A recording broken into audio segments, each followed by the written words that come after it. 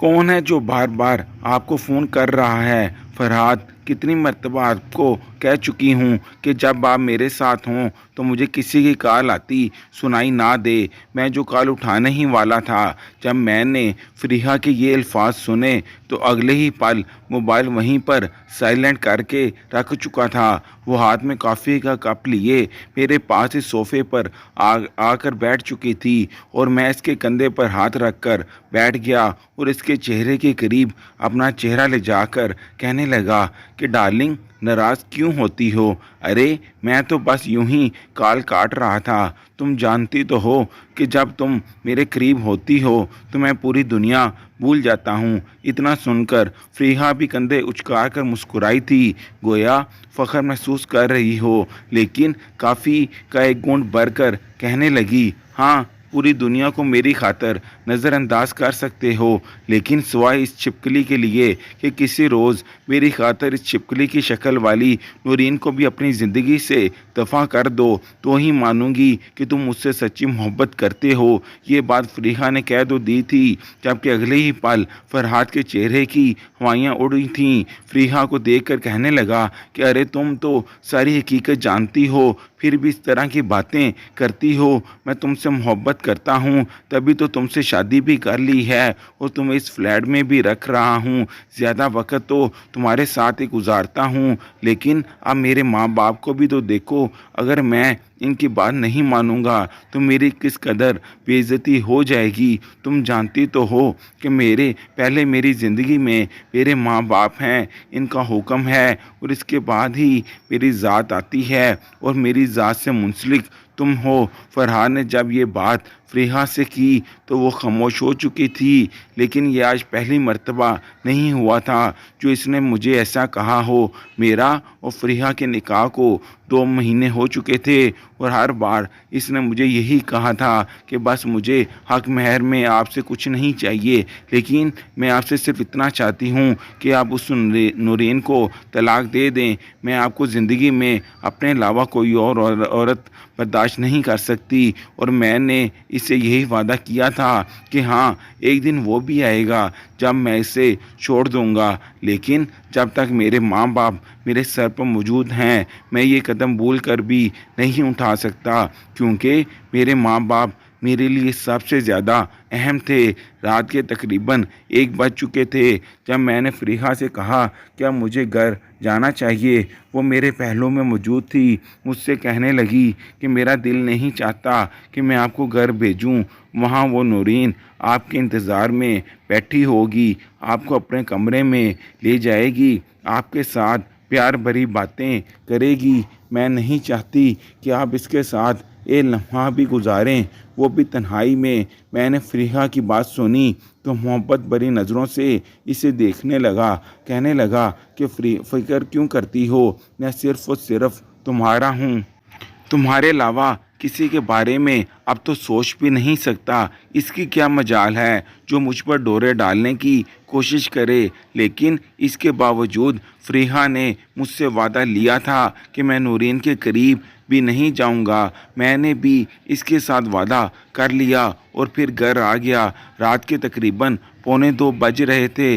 मैंने घर सुबह ही कॉल कर कर बता दिया था कि आज मैं घर आऊँगा। मेरा घर शहर से तकरीबन 1:45 घंटे की दूरी पर था। जब घर पहुंचा तो पहली मर्तबा डोरबेल बजाने पर ही दरवाज़ा खुल चुका था। सामने नीम अंधेरे में नूरीन खड़ी थी। मुझे देखकर इसके चेहरे पर मुस्कुराहट छा गई, कहने लगी कि आप आ गए। घर बिल्कुल सुनसान पड़ा था, सिर्फ वही थी जो मेरी खातिर जाग रही थी। मैंने एक सरसरी सी नज़र इस पर डाली और फिर घर में दाखिल हो गया। ठीक से तो इसके सलाम का जवाब भी नहीं दिया था। घर में नज़र दौड़ाई तो अम्मी अब्बू कहीं नहीं थे।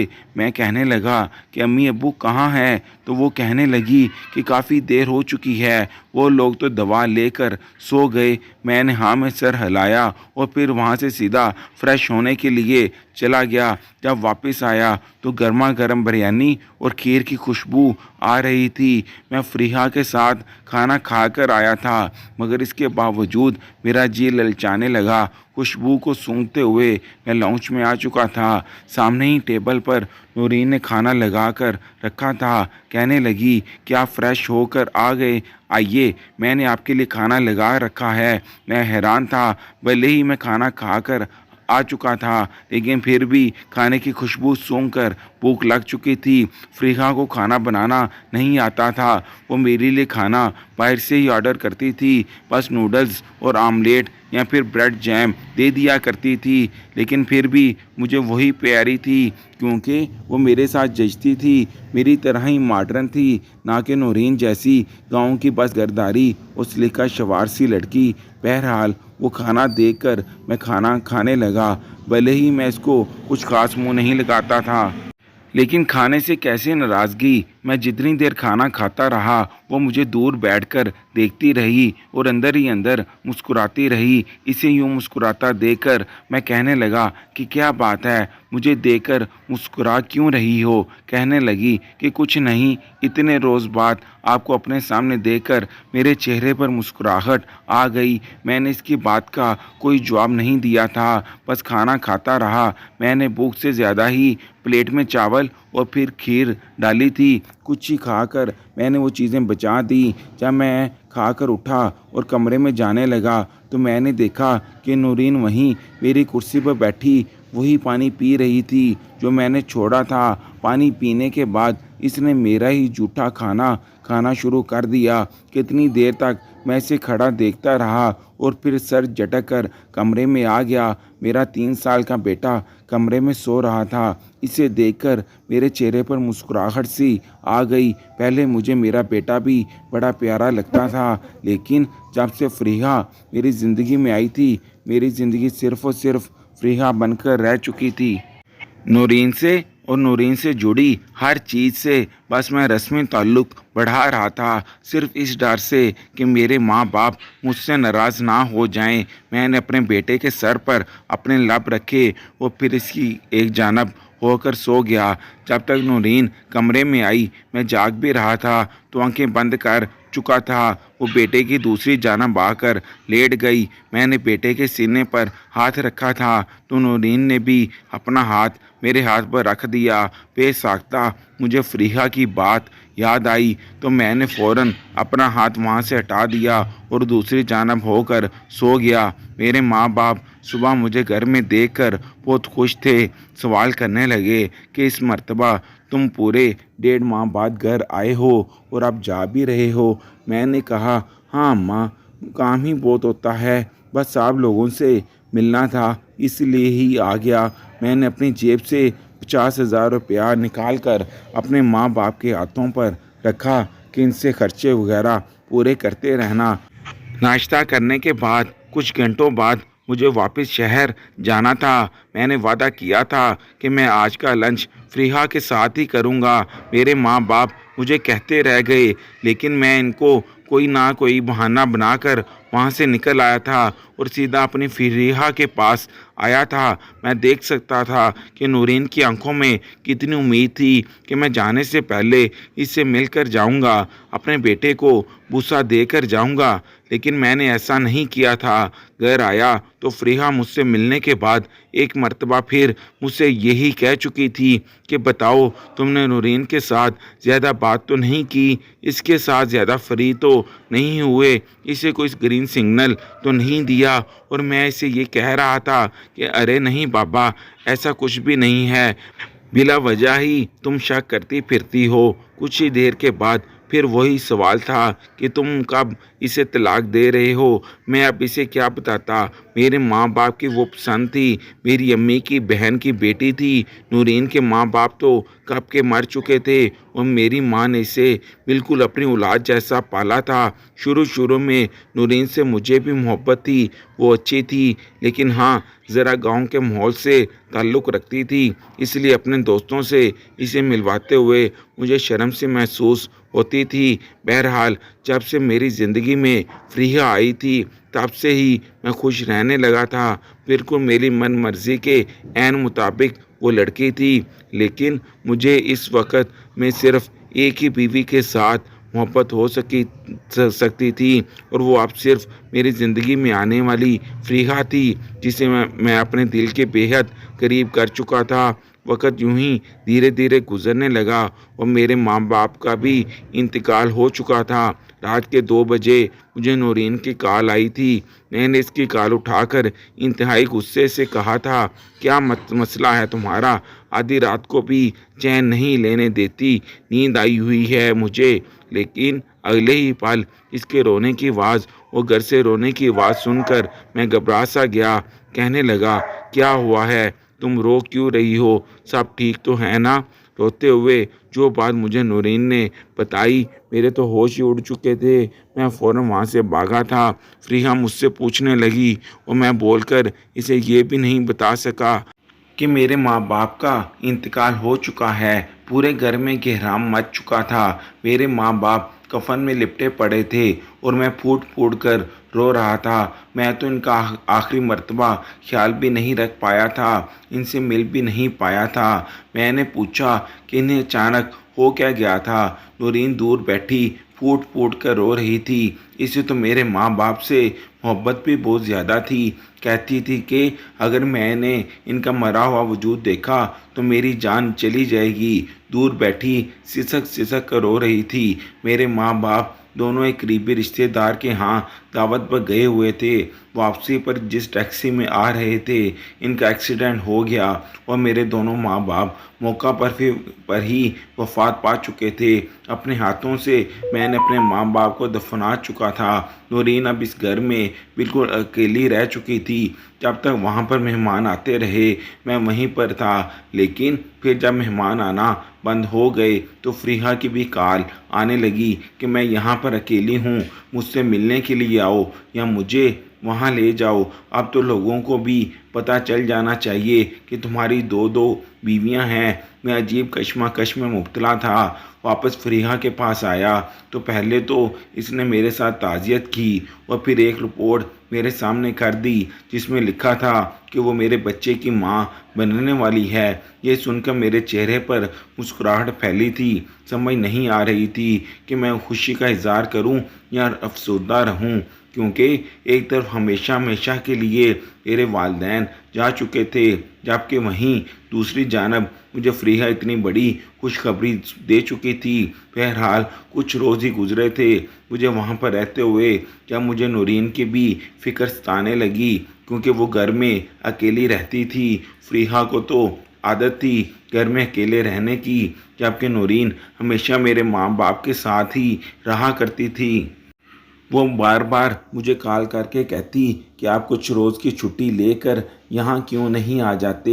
मुझे रात को डर लगता है, चोर लुटेरे भी बहुत होते हैं, वारदातें भी बहुत हो रही हैं। आखिर मैंने आपका क्या बिगाड़ा है? आप मुझसे इतने कतराते क्यों हैं? मुझे आपकी इस वक्त ज़रूरत है। इसकी इस तरह की बातें सुनकर मैंने जैसे तैसे फ़रीहा से झूठ बोला और वापस गांव चला आया, लेकिन इस शर्त पर कि इसने मुझे भेजा कि अब तो तुम्हारे माँ बाप का भी इंतकाल हो चुका है। शायद इनकी ज़िंदगी इतनी ही थी, लेकिन अब तुम्हें अपने और मेरे बारे में कुछ सोचना होगा।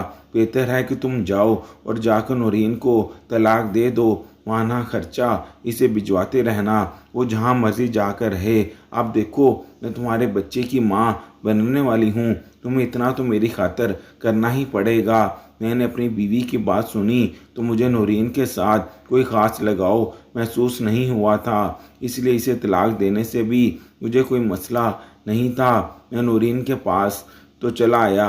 वो वाकई काफ़ी डरी हुई लग रही थी। घर में अकेले रह रह कर इसकी तबीयत भी काफ़ी ख़राब हो चुकी थी। मुझे कहने लगी कि बस इस दफ़ा मैं आपको कहीं नहीं जाने दूंगी, आप यहीं पर मेरे साथ रहेंगे।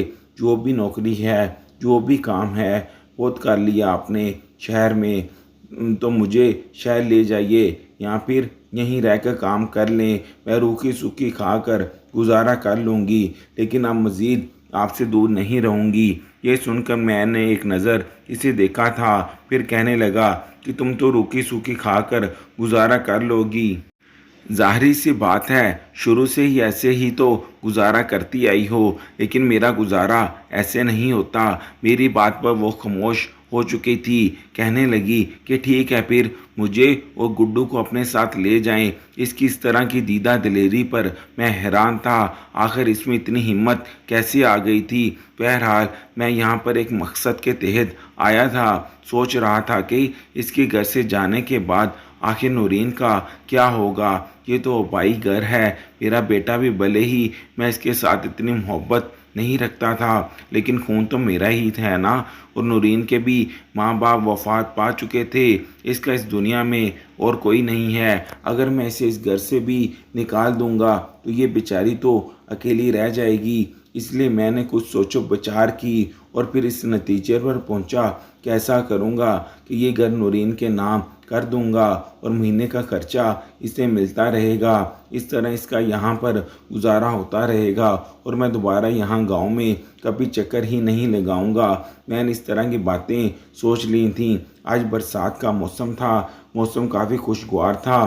نورین کچن میں گئی، گرم گرم چائے اور پکوڑے بنائے اور ساتھ ٹماٹر کی چٹنی اس نے اپنے ہاتھوں سے بنائی تھی، بنا کر سب کچھ میرے سامنے رکھا۔ کہنے لگی کہ میں نے آپ کے پسندیدہ شامی کباب بھی بنا کر رکھے دیے ہیں، وہ بھی تل کر لاتی ہوں۔ میں اسے کچھ کہنا چاہتا تھا، لیکن اس کے پیار کے سامنے میں بالکل ٹوٹ سا گیا تھا۔ پتہ نہیں کوئی چیز تھی جو مجھے ایسا کرنے سے روک رہی تھی۔ کچھ دیر کے بعد وہ کباب فرائی کر کے لے آئی تھی، میرے سامنے پلیٹ میں سجاتے ہوئے دے رہی تھی، جبکہ میں کہنے لگا کہ نورین، مجھے تم سے ضروری بات کرنی ہے۔ وہ پلٹ کر جاتے ہوئے کہنے لگی کہ ہاں، بیٹھ کے ساتھ چائے پئیں، پکوڑے اور کباب کھائیں اور ساتھ بتائیے کیا بات کرنا چاہتے ہیں۔ ساتھ ہی اس نے اپنے بیٹے کو اپنی گود میں بٹھا لیا اور تھوڑے تھوڑے پکوڑے سے آلو نکال کر بیٹے کو کھلانے لگی۔ وہ مسکرا رہی تھی، خوش بھی تھی، لیکن جب میں نے کہا کہ میں تمہیں طلاق دینا چاہتا ہوں تو اگلے ہی پل اس کے چہرے پر مسکراہٹ مٹ چکی تھی۔ وہ بالکل سنجیدہ ہو چکی تھی، اس کا ہاتھ وہیں پر رک چکا تھا، لیکن بولی کچھ نہیں تھی۔ میں اس کے سامنے کرسی پر بیٹھ چکا تھا۔ مجھے لگا تھا کہ وہ چیخے گی، چلائے گی، روئے گی، لیکن وہ بالکل خاموش تھی۔ کہنے لگی، کیوں؟ آپ مجھے کیوں طلاق دینا چاہتے ہیں؟ میں نے گہری سانس خارج کی اور کہنے لگا کہ بس میں مزید تمہارے ساتھ گزارا نہیں کر سکتا۔ تم کبھی بھی میری آئیڈیل تھی ہی نہیں۔ میں جس لڑکی کو پسند کرتا ہوں، میں اس سے شادی کر چکا ہوں اور وہ بھی مجھے وہ جلد ایک بچے کا باپ بنانے والی ہے۔ وہ میری جیسی ہے اور سب سے بڑی بات یہ ہے کہ وہ میری محبت ہے۔ وہ خاموشی سے میرے منہ سے اپنے سوتن کی تعریفیں سنتی رہی تھی، لیکن پھر مسکرائی تھی۔ دو آنسو اس کی آنکھوں سے ٹوٹ کر گالوں پر آئے تھے۔ کہنے لگی کہ ٹھیک ہے، آپ کو حق ہے، آپ پسند کی شادی کریں، لیکن ان سب میں میرا کیا قصور تھا؟ میں تو ساری زندگی آپ کے نام پر گزارنے والی تھی، آپ کے ساتھ رہنا چاہتی تھی۔ آخر جدائیاں میں نے ہی برداشت کیں، آپ کے لیے ساری ساری رات جا کر کتنے خواب میں نے بنے، لیکن خیر کوئی بات نہیں۔ خیر، آپ مجھے چھوڑنا چاہتے ہیں تو بے شک چھوڑ دیں، لیکن میری ایک شرط ہے۔ کہنے لگی کہ اگلے 1 مہینے تک آپ کو میرے ساتھ رہنا پڑے گا، بالکل میرے ساتھ ویسا ہی رویہ رکھنا پڑے گا جیسا کہ حق ہے۔ آپ نے میرے ساتھ وعدہ کیا تھا۔ میں جانتا تھا کہ وہ کس وقت کو یاد کر کے بات کر رہی ہے، وہی وقت جب ہماری شادی ہوئی تھی اور میں اپنی باہوں میں اٹھا کر نورین کو کمرے میں لایا تھا۔ اس سے بڑی ہی محبت آمیز باتیں کرنے کے بعد وعدے کیے تھے کہ میں ساری عمر اسے یوں ہی پلکوں پر بٹھا کر رکھوں گا، اسے ہر خوشی دوں گا۔ بہرحال چونکہ وہ میری زندگی سے جانے والی تھی اور یہ میرا سفر اس گاؤں میں اور نورین کے پاس آخری تھا، اس لیے میں نے اس کی شرط مان لی۔ میں نے فریحہ کو میسج کر دیا اور کسی نہ کسی سمجھا دیا کہ 1 مہینے تک میں یہیں رہوں گا۔ یہ نورین کی خواہش ہے۔ فریحہ اس بات پر بہت بڑکی تھی، کہنے لگی کہ یہ جادوگرنی ہے، تمہیں اپنی باتوں میں پھنسا لے گی، تمہیں مجھ سے چھین لے گی۔ کیا تمہیں میری حالت دکھائی نہیں دیتی، لیکن میں نے اسے یہی کہا تھا کہ تم فکر مت کرو، میں کوئی بچہ نہیں ہوں، پہلے بھی اس کی موجودگی میں ہی تمہیں میں نے اپنی زندگی میں شامل کیا ہے۔ اگر یہی میری چوائس ہوتی تو میں اسی کے ساتھ ہی خوش رہ لیتا۔ بہرحال 1 مہینہ اب مجھے اس کے ساتھ رہنا تھا اور بالکل ویسے ہی رویہ رکھنا تھا جیسا کہ نورین نے مجھے کہا تھا۔ میں اس کے ساتھ مسکرا کر بات کرنے لگا، اس کے ساتھ بیٹھ کر کھانا کھاتا، اسے اپنے ہاتھوں سے کھانا کھلاتا۔ وہ مجھ سے کوئی بھی بات کرتی، ہنستی، کھلکھلاتی تو میں بڑے پیار سے اس کی ہر بات کا جواب دے دیا کرتا۔ بچے کو بھی پیار سے رکھتا، اسے اٹھاتا، اسے کھانا کھلاتا۔ اس کا کہنا تھا کہ میں اسے گھمانے بھی لے جایا کروں۔ میں نے سوچا کہ چلو شہر کے کسی پارک میں لے جاؤں گا، ہوٹل میں لے جاؤں گا، لیکن نورین کہنے لگی کہ جیسے شادی سے پہلے ہم کھیتوں میں ملا کرتے تھے اب بھی آپ وہیں مجھے لے کر جائیں۔ میرے دل کو کچھ ہونے لگا تھا۔ میں ایک مرتبہ پھر ان پرانے کھیتوں کو اور ان درختوں کے پاس جا کر نورین کے ساتھ وقت گزارنے لگا۔ ہم جہاں جہاں بھی جاتے وہ مجھے ایک ایک لمحہ یاد کرواتی کہ یہاں پر ہم نے کتنا وقت گزارا تھا، کتنی باتیں کی تھیں، کتنے وعدے قسمیں کیے تھے۔ اور دھیرے دھیرے جیسے میں شرمسار سا ہونے لگا تھا۔ ظاہر سی بات ہے وہ میری بیوی تھی، میرے دل میں اس کے لیے ایک مرتبہ پھر محبت جاگنے لگی تھی۔ آخر میں کب تک خود کو اس سے دور رکھ سکتا تھا؟ وقت یوں ہی گزرنے لگا۔ میں دھیرے دھیرے نورین کے ایک مرتبہ پھر قریب آ رہا تھا۔